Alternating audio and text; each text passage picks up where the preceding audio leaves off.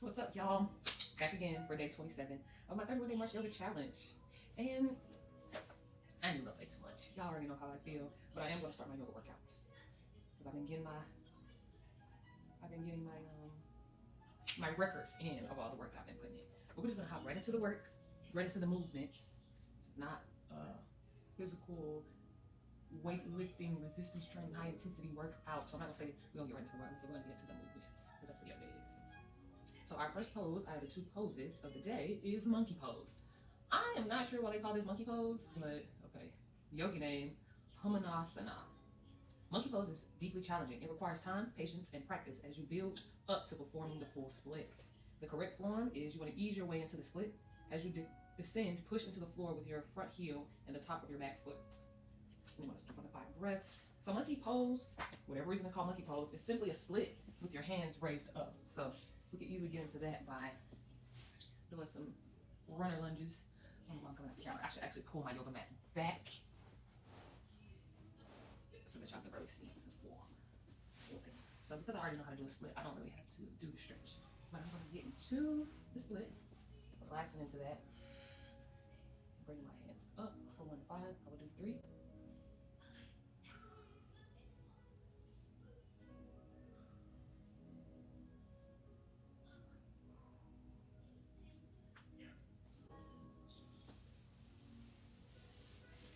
And I'll actually switch legs just for the sake of both sides. Side into that. And I literally had to work my way to be able to split on both sides, so have no fear if you can't do split yet.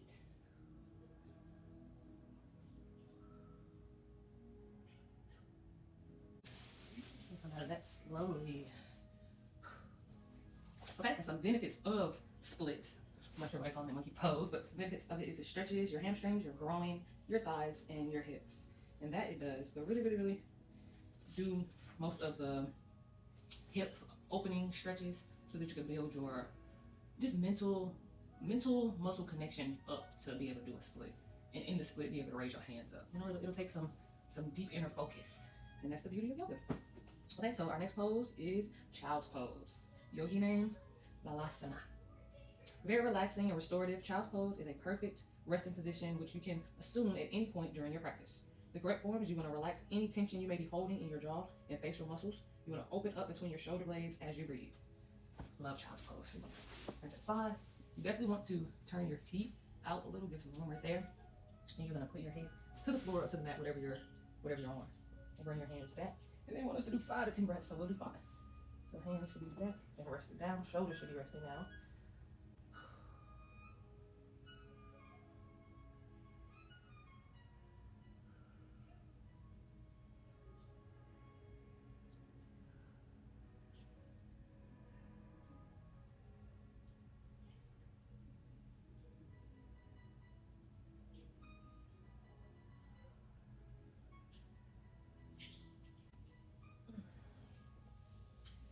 Come out of that slowly.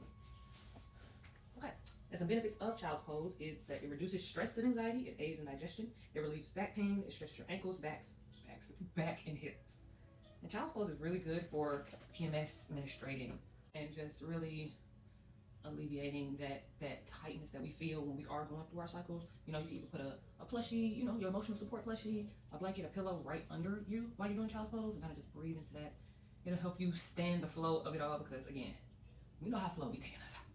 The child's pose is very good for that as well. So yeah, that was our 2 poses. Into the work, right out of the work, that quick. 2 poses for day 27. It's almost summer, but it's good. It's always good. That's the beauty of it all. And so I'll see y'all in the next pose.